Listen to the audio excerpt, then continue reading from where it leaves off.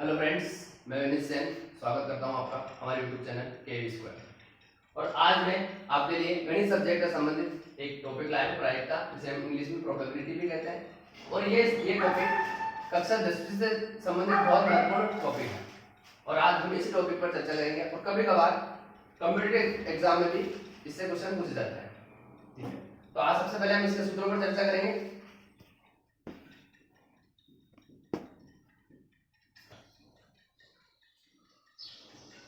तो ये सभी हमने फॉर्मूला लिख चुके हैं हम यहाँ, और अब हम सभी फॉर्मूला के बारे में आपको बताता हूँ।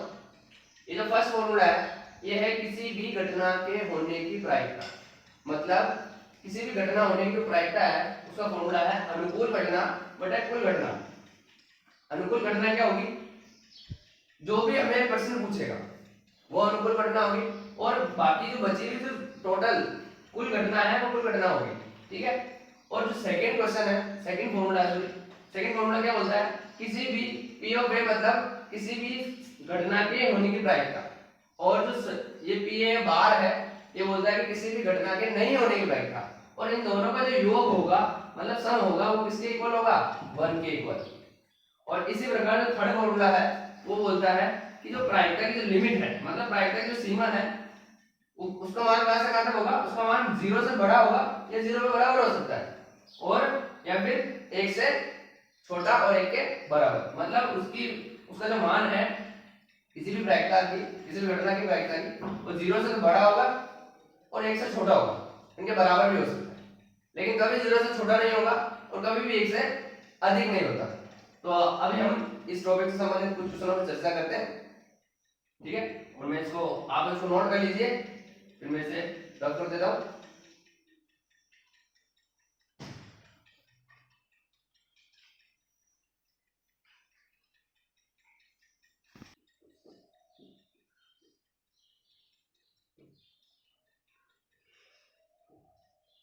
तो ये क्वेश्चन है आपके सामने। क्वेश्चन क्या बोल रहा है? एक पासे को फेंकने पर सम अंक आने की प्रायिकता ज्ञात कीजिए।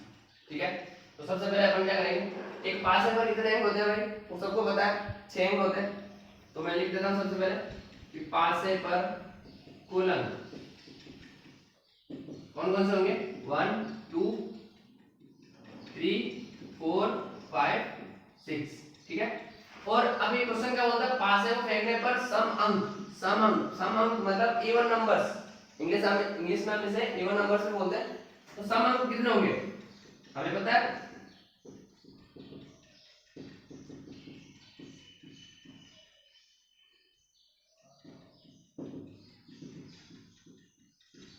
यही होंगे 3 अंक, 2 4 और 6, यही सब अंक होंगे। तो अब हमें फॉर्मूला लगाना। सबसे पहले मैं 10 के हिसाब से थोड़ा लेंथी क्वेश्चन कराऊंगा, क्योंकि 10 वाले बच्चों को मार्क्स मिलते हैं और उन्होंने लेंथी क्वेश्चन करना पड़ेगा। बट कॉम्पिटिटिव एग्जाम में कोई लेंथी नहीं, बस अपने हिसाब से डायरेक्टली कर सकते हो आप।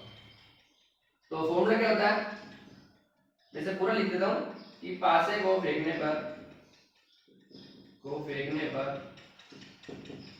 सम अंक आने की प्रायिकता, इसे हम पी ऑफ ए से डिनोट करते हैं। तो क्या फॉर्मूला होगा कि अनुकूल घटना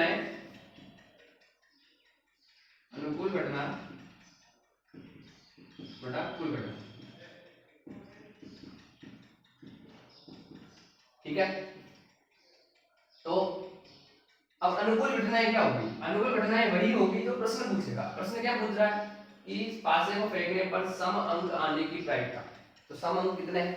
टोटल नंबर्स बताने हैं अपने को, ऐसे एक एक करके नहीं बताना है कि टोटल नंबर्स कितने हो गए अनुकूल घटना के। सम अंक कितने हो गए? 3 हो गए ना भाई, 1 2 3 हो गए टोटल। अब अपने को ऐसा नहीं लिखना है कि 2 लिखना है 4 लिखना है, ये नहीं लिखना है, टोटल नंबर लिखने हैं इन तीनों के। तो कितने नंबर हो गए? सम संख्या 3 हो गई। और अब नीचे वाला फॉर्मूला क्या होता है अपने को? कुल घटना कितनी है? 6। ठीक है, तो 6। अब इसे काट दो,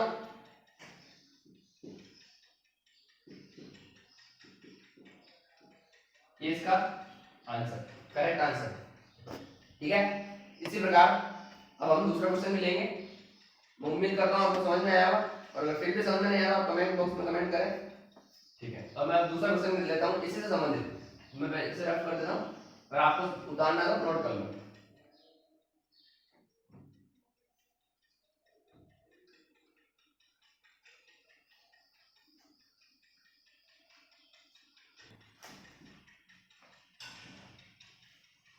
ठीक है, तो ये क्वेश्चन, एक और क्वेश्चन लाया हूं आपके लिए। ये क्वेश्चन क्या बोल रहा है, एक थैले में 5 लाल और 3 काली गेंदें हैं। ठीक है, यदि इस थैले में से बिना देखना नहीं है, अगर देख लेंगे तो पता चल जाएगा, बिना देखे एक गेंद निकाली जाती है तो उसकी क्या प्रायिकता है कि निकलने वाली गेंद कैसी हो, लाल हो। ठीक है, तो सर्वप्रथम हम वही विधि अपनाएंगे कि सबसे पहले लाल गेंद कितनी है, लाल गेंद कितनी है 5, और काली गेंद कितनी है 3, तो कुल गेंदें कितनी होगी, कुल गेंदें कितनी होगी 8 होगी, 8 हो गया भाई। अब देखो, अब अपन फॉर्मूला लगाएंगे कि लाल गेंद, प्रश्न क्या पूछ रहा है हमें कि लाल गेंद हो उसकी प्रायिकता क्या कीजिए, तो लाल गेंद होने की प्रायिकता क्या होगी, वही फॉर्मूला अपना कि अनुकूल घटना बटा कुल घटना। ठीक है, अब बताओ भाई अनुकूल घटना क्या होगी, मैंने भाई पहले भी बोला था कि अनुकूल घटना वही घटना होगी तो प्रश्न पूछता है। प्रश्न क्या पूछ रहा है कि लाल गेंद होने की प्रायिकता, लाल गेंद। अब देखो भाई लाल गेंद कितनी है, टोटल 5, सॉरी लाल गेंद कितनी है 5 गेंद। ठीक है, तो लाल गेंद होने की प्रायिकता कितनी होगी 5 बटा कुल घटना कितनी है, जो टोटल नंबर्स होंगे गेंदों के। ठीक है ना, वही कुल घटना होगी, तो टोटल नंबर कितने होंगे 8, तो कुल घटना कितनी होगी 5, सॉरी 8 होगी कुल घटना। तो इसका आंसर क्या है 5 बटा 8। अभी कट भी नहीं रहा, तो इसका आंसर ये, इसका आंसर खत्म। ठीक है, अब जो सेकंड क्वेश्चन था उस पर भी मैं चर्चा करता हूँ, ये वाला लाल गेंद नहीं हो। अब देखो भाई, अब इसको तो हम दो तरीके से कर सकते हैं इस क्वेश्चन को। ठीक है, कि लाल गेंद नहीं होने की प्रायिकता। अब बताओ भाई लाल गेंद कब नहीं होगी, जब काली गेंद निकलेगी तो, जब तो लाल गेंद नहीं होगी, है ना। पहली प्रायिकता क्या होगी, लाल गेंद होने की प्रायिकता, दूसरी प्रायिकता क्या होगी, काली गेंद होने की प्रायिकता। तो काली गेंद कब निकलेगी, जब लाल नहीं होगी। तो मतलब प्रश्न घुमाकर पूछा है, यहाँ प्रश्न क्या पूछा है कि लाल गेंद नहीं हो। ऐसा भी पूछ सकता था कि काली गेंद हो। ठीक है, तो काली गेंद का यही आंसर होता है, लाल गेंद नहीं होने की प्रायिकता भी यही आंसर होगा। तो सेकंड का क्या आंसर होगा, तो डायरेक्ट लिखा आपने लाल गेंद नहीं होने की प्रायिकता।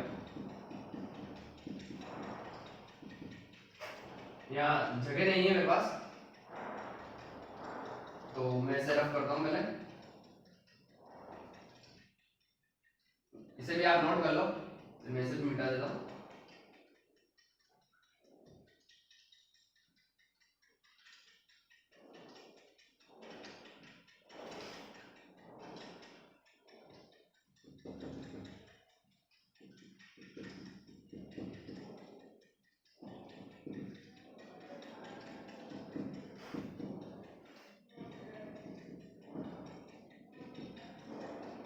देखो भाई लाल गेंद नहीं होने की प्रायिकता, मतलब जब लाल गेंद नहीं होगी अर्थात क्या कौन सी गेंद होगी, काली गेंद होगी, तो डायरेक्ट अपन वही लिखेंगे लाल गेंद नहीं होने की प्रायिकता। आपको हमने एक फॉर्मूला भी पढ़ा था, फॉर्मूला पढ़ा था कि पीओ पे प्लस पीए बार क्या होता है, इसके इक्वल होता है 1। अब बताओ प्रायिकता होने की कितनी आई थी अपने 5 बटे 8 आई थी, पहले मैं उसको मिटा चुका हूं इसलिए मैं दिखा नहीं पा रहा हूं। उसके आंसर आया था अपने को 5 बटे 8। तो अपन क्या करेंगे, लाल गेंद होने की प्रायिकता मतलब 5 बटे 8 plus PA bar equals to 1। ठीक है, एक के बराबर है। तो अब क्या करेंगे, ये 5 बटे 8 अपने को प्रायिकता से क्या करेंगे, लाल गेंद नहीं होने मतलब घटना नहीं होने की प्रायिकता, लाल गेंद नहीं होने की प्रायिकता क्या होगी 5 बटे 8 को उधर ले जाएंगे, एक से घटा देंगे। मैं इधर लिख रहा हूं कि पी ए बार 1 माइनस 5 बटे 8। एलसीएम लोगे, एलसीएम लोगे तो क्या आंसर आएगा 3 बटे 8। इसका आंसर है, ये क्वेश्चन खत्म होता है। और हाँ हम डायरेक्ट भी कर सकते हैं इस क्वेश्चन को। कैसे करेंगे डायरेक्ट, ये फॉर्मूला तुम चाहते हो कि नहीं लगे हमारा ये फॉर्मूला, तो हम डायरेक्ट ये भी कर सकते हैं कि हम क्या पूछ रहे हैं, लाल गेंद नहीं होने की प्रायिकता, मतलब क्या पूछ रहा है, काली गेंद होने की प्रायिकता, ये पूछ रहा है। तो डायरेक्ट को कौन सी घटना लगाओगे तुम? काली गेंद वाली घटना। अनुकूल घटना बटे कुल घटना। अनुकूल घटना कितनी होगी? अनुकूल घटना कितनी है? 3। कितनी होगी? 3। और सॉरी, अनुकूल घटना कितनी होगी? 3 और कुल घटना कितनी होगी? 8। इतना बड़ा झमेला करने की जरूरत ही नहीं। ठीक है, ये झमेला किस लिए है? 10th वालों के लिए, ताकि उनको नंबर मिले और पन्ना भरे, पेज भरे, जितना भरेंगे उतना अच्छा मिलेगा और अगले पर थोड़ा इंप्रेस हो जब जाके आपको नंबर देगा। और तुम डायरेक्ट भी निकाल सकते हो। ये 3/8 कौन सा? अनुकूल घटना बटे कुल घटना, डायरेक्ट। ये ऐसा नहीं करना है। अनुकूल घटना कितनी होगी? मतलब लाल गेंद नहीं होगी, कौन सी घटना होगी? काली गेंद होगी। तो कुल अनुकूल घटना कितनी होगी? 3 और बटावा कुल घटना कितनी होगी? 8। ठीक है, समझ में आ गया? आगे से नोट कर लो, मैं मिटा देता हूँ इसको। अब अगला क्वेश्चन लेके आता हूँ, अलग टाइप का थोड़ा।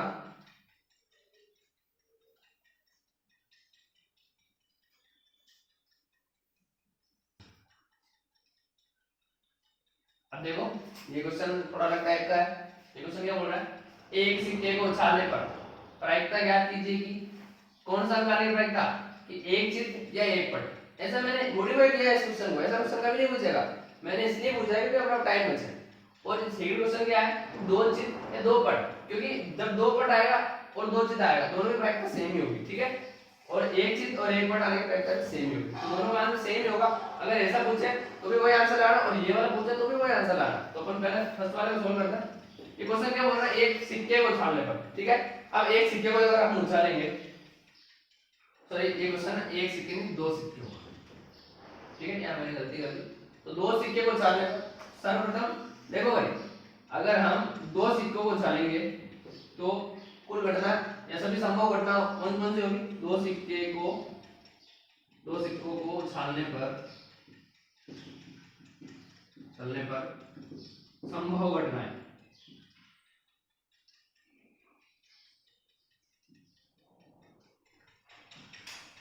संभव घटना कौन कौन सी होगी? देखो, या तो दोनों बार टेल आ जाए, ठीक है, या फिर दोनों बार हेड आ जाए, या फिर पहली बार हेड आए और एक बार हेड आए और एक बार टेल आए और एक बार टेल आए और फिर हेड आए, ये हो सकती है।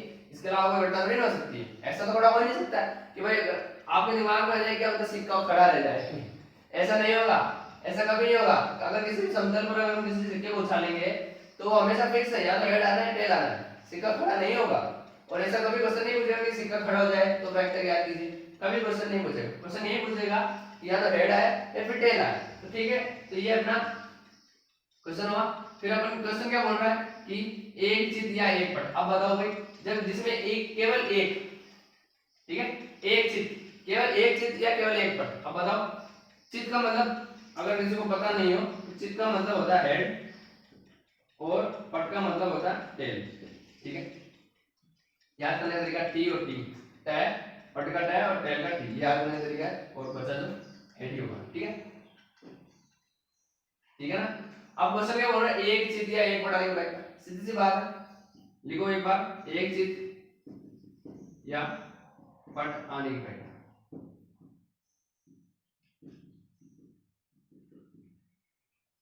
ठीक है, अब एक चित्त या तो एक चित्त आना, एक पट आना। अब बताओ, एक चित्त किसमें, केवल एक चित्त किसमें आ रहा है? इसमें आ रहा है और इसमें आ रहा है ना, ये आ रहा है और ये आ रहा है। ठीक है, और अगर ऐसा क्वेश्चन मुझे जितने पूछ के ऐसा मुझे एक पट आने की प्रायिकता तो भी इसी में आ रहा है। देखो, एक पट इसमें आ रहा है और एक पट इसमें आ रहा है, इनमें तो नहीं आ रहा। हाँ आ रहा है, लेकिन एक से ज्यादा है तो इनको हमें नहीं देखना है, क्योंकि इधर दो हेड है, मतलब दो चित्त है, उधर दो पट है। तो अपना क्वेश्चन क्या बोलता है कि एक चित्त और एक पट आने की प्रायिकता। ठीक है, तो वही अपना फॉर्मूला रहेगा, अनुकूल घटना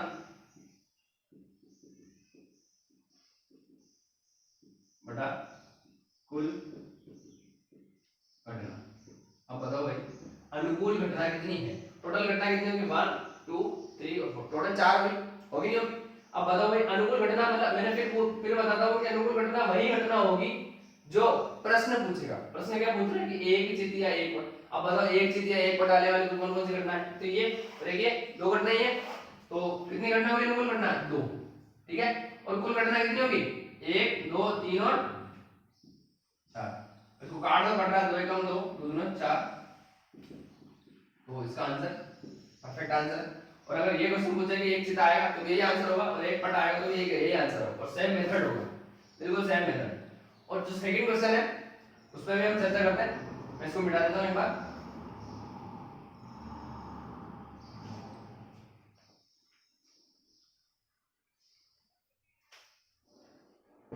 ठीक है, ठीक है। सेकंड क्वेश्चन है। सेकंड क्वेश्चन क्या होता है, दो चित या दो पट। अब बताओ भाई, जब दो चित आ रहे हो, दो सिक्कों को उछालने पर दो चित आ रहे हो, ठीक है, या फिर दो पट आ रहे हो, ठीक है ना, तो दो चित कब आ रहे हैं यहाँ, दो पट कब आ रहे हैं यहाँ, तो केवल एक ही घटना है। अगर सवाल पूछे कि दो चित आने की प्रायिकता क्या कीजिए, तो कौन सा होगा, ये वाला। और अगर सवाल पूछे कि दो घटना सॉरी दो पट आने की प्रायिकता क्या थी, दो पट कौन से इसमें, फिर ये सभी नहीं इंक्लूड हो गए इसमें, तो लिखेंगे दो चित या दो पट आने की प्रायिकता क्या हो जाएगा, वही फॉर्मूला, अनुकूल घटना। इतना बड़ा मैं इसलिए कर रहा हूं क्योंकि 10 के जो बच्चे हैं उन्हें लिखना पड़ेगा, तभी नंबर मिलेंगे, अदरवाइज नंबर नहीं मिलेंगे उनको, नंबर कहीं ना कहीं काट लेगा एग्जामिनर। कंपटीशन एग्जाम वालों को डायरेक्ट करना है, ज्यादा दिमाग लगाने की जरूरत नहीं है। तो अनुकूल घटना कौन सी होगी, वो जो प्रश्न पूछ रहा है, प्रश्न क्या पूछ रहा है, दो चित या दो पट आने की, तो दो चित कब आ रहे हैं, या तो यहाँ आ रहा है, ठीक है। अगर क्वेश्चन एक ही पूछेगा, दो नहीं पूछेगा, मतलब दोनों को करने के लिए, दोनों को समझाने के लिए एक ही क्वेश्चन में मैंने इंक्लूड कर दिया दोनों को। तो यहाँ एक पूछेगा दो चित आने की प्रायिकता, तो दो चित कब आ रहा है यहाँ, तो कौन सी कितनी घटना होगी, टोटल एक घटना, और कुल घटना कितनी होगी 4, ठीक है। और अगर ऐसा पूछे दो पट आने की प्रायिकता, तो दो पट कब आ रहा है, कब आ रहा है दो पट, एक ही क्वेश्चन में आ रहा है, किसी क्वेश्चन में, ठीक है। तो ये भी टोटल कितनी घटना है, एक, और कुल घटना कितनी होगी 4, तो ये इसका आंसर है आपका, ठीक है। खत्म होता है क्वेश्चन। अब हम अगले क्वेश्चन में चर्चा करेंगे, आप इसको समझ लो, और उम्मीद करता हूँ कि आपको अच्छा लगा होगा क्वेश्चन। अब मैं एक और क्वेश्चन नया लेता हूँ, इसको मिटा देता हूँ मैं एक बार।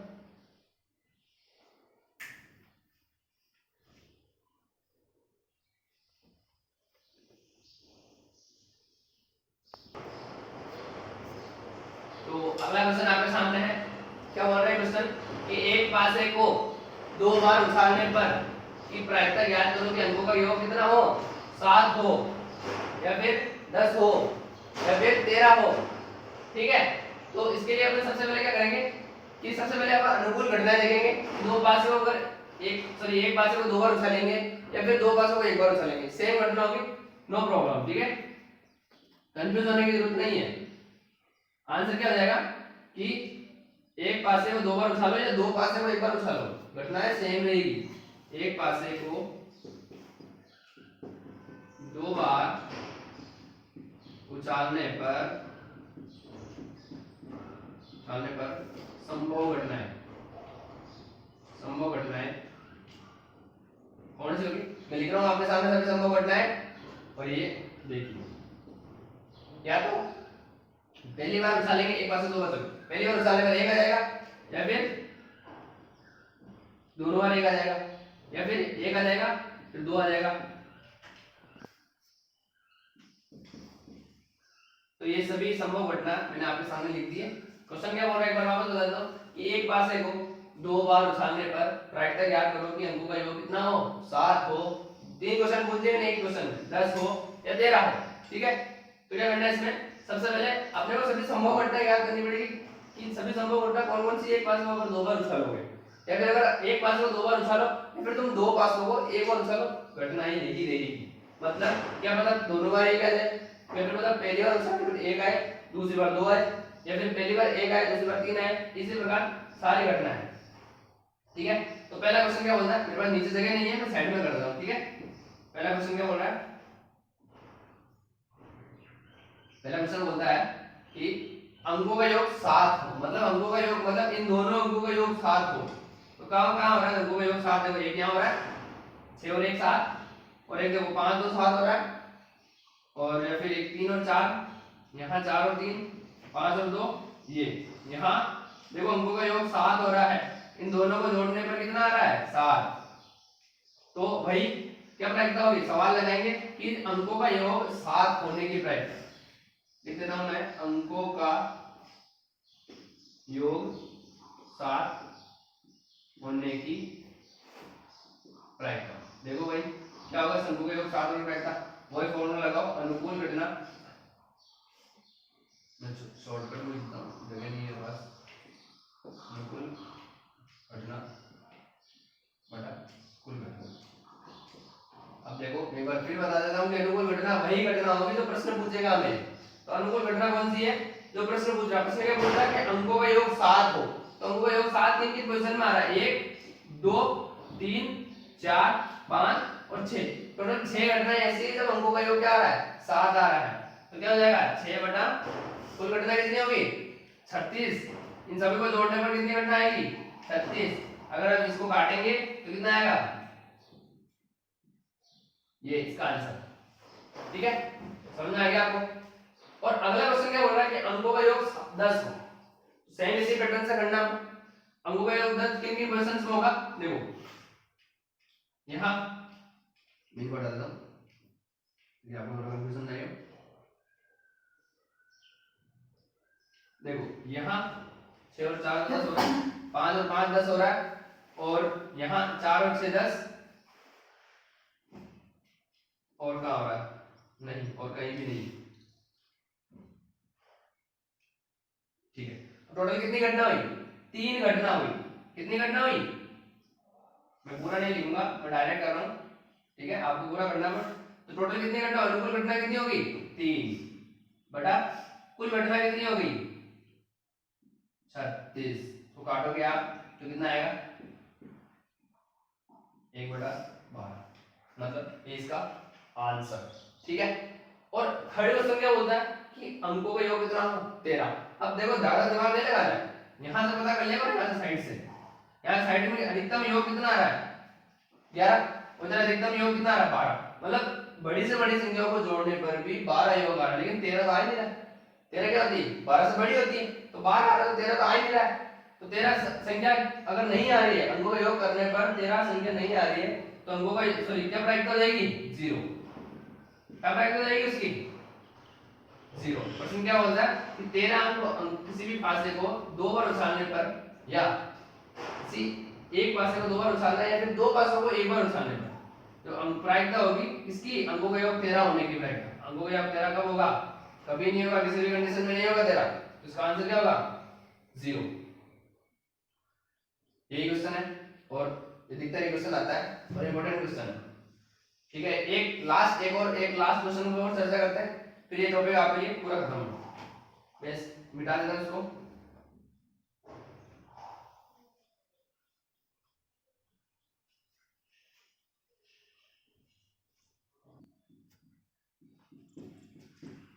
अब ये क्वेश्चन कुछ अलग टाइप के क्वेश्चन आपके सामने। ये क्वेश्चन क्या बोलता है, राम और शाम शतरंज का एक गेम खेलते हैं, मैच खेलते हैं। ठीक है, शतरंज खेलते हैं। अब बताओ भाई शतरंज खेलेंगे तो कितने बंदे खेलेंगे, 2 जने खेलेंगे। तो 2 जनों में कौन है, राम और शाम शतरंज का मैच खेलते हैं। तो क्या बोल रहे हैं, यदि राम के मैच जीतने की प्रायिकता कितनी है, 3/4। मतलब क्या दिया है कि राम के मैच जीतने की प्रायिकता 3/4 दी हुई है, तो शाम के द्वारा मैच जीतने की प्रायिकता कितनी है। ठीक है, तो ये बहुत सरल क्वेश्चन है, लेकिन अगर कोई देखे इसे तो थोड़ा सा टिपिकल लगेगा उसको, लेकिन बिल्कुल टिपिकल नहीं है, बिल्कुल सरल है। तो सबसे पहले क्या दिया हुआ है कि राम, जो सबसे पहले गिवन होता है, जो दिया हुआ उसको पहले लिखना है हमें, राम के मैच जीतने की प्रायिकता। क्या बोलता है, राम के द्वारा मैच जीतने की प्रायिकता कितनी दी हुई है, 3/4। मतलब इसे हम अलग तरीके से क्या बोल सकते हैं कि किसी भी घटना होने की प्रायिकता बोल सकते हैं इसको। ठीक है, पीओ वे बोल सकते हैं कि राम मैच जीत रहा है, तो मतलब राम के द्वारा मैच जीतने की प्रायिकता, मतलब ये घटना होने की प्रायिकता होगी। अब सवाल क्या बोलता है अपने को कि शाम के मैच जीतने की प्रायिकता क्या कीजिए। अब बताओ भाई, शाम कब मैच जीतेगा, शाम तभी मैच जीतेगा जब राम हारेगा। राम हारेगा तो शाम जीतेगा, तो राम के मैच हारने की प्रायिकता। थोड़ा सा अलग घुमा के क्वेश्चन पूछा है कि शाम के मैच हार जीतने की प्रायिकता क्या कीजिए। और अगर यही एक क्वेश्चन अगर ऐसा पूछता है कि राम के द्वारा मैच जीतने की प्रायिकता ज्ञात कीजिए, राम के द्वारा मैच हारने की प्रायिकता क्या है? गलती हो गई मुझसे। तो ये अगर एक क्वेश्चन घुमा के क्वेश्चन पूछा है, तुम्हें कुछ नहीं करना है, तुम्हें हमें एक फॉर्मूला याद है, प्रायिकता होना और प्रायिकता नहीं होना क्या होता है? योग एक होता है, हम जानते हैं, ठीक है। तो प्रायिकता होने के, किसी भी घटना होने की प्रायिकता कितनी है? 3/4 है अपने पास। नहीं होने की प्रायिकता कितना जाएगा? 1 से घटा दो, लेस कर दो।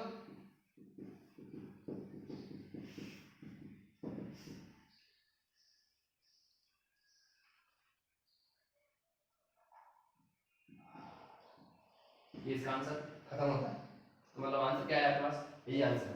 क्या बोला? राम के मैच, सॉरी मैंने यहाँ गलत लिख दिया, शाम के मैच जीतने की प्रायिकता। शाम के मैच जीते जब राम हारे, और अगर यही क्वेश्चन ऐसा पूछता है कि राम के मैच हारने की प्रायिकता क्या थी, तो भी आंसर यही रहेगा कि राम कब हारेगा? जब शाम मैच जीतेगा। तो बात तो बराबर ही है ना, क्वेश्चन घुमा के पूछा है। तो आज ये टॉपिक खत्म होता है हमारा प्रायिकता का ही, और मैंने लगभग हर प्रकार के क्वेश्चनों पर आपके सामने चर्चा की है, और उम्मीद करता हूँ कि आपको अच्छा लगा होगा, समझ में भी आया होगा। और अगर अच्छा लगा तो जरूर लाइक करें हमारे चैनल को, शेयर करें फ्रेंड्स में, ग्रुप्स में भी, और सब्सक्राइब भी करें। और अगर आपको किसी इसी टॉपिक से रिलेटेड अगर आपको किसी भी क्वेश्चन में अगर प्रॉब्लम हो तो आप मुझे पर्सनली कमेंट भी कर सकते हैं, और कमेंट बॉक्स में कमेंट भी करो। और अगर पर्सनली कमेंट करना है तो आपको मेरा व्हाट्सएप नंबर भी दे दूँ,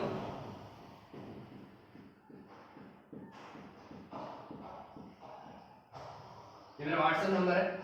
और सबसे बड़ी बात, मैंने इतना लेंथी किस लिए पढ़ाया? मैंने केवल 10th के बच्चों के लिए लेंथी पढ़ाया। और अगर कोई कंपटीशन वाले एग्जाम वाले अगर कोई स्टूडेंट है तो उनको इतना लेंथी करने की जरूरत नहीं है, क्योंकि अगर आप इतना लेंथी करोगे तो आपका टाइम निकल जाएगा। तो आपको लेंथी नहीं करना, आपको शॉर्ट करना है।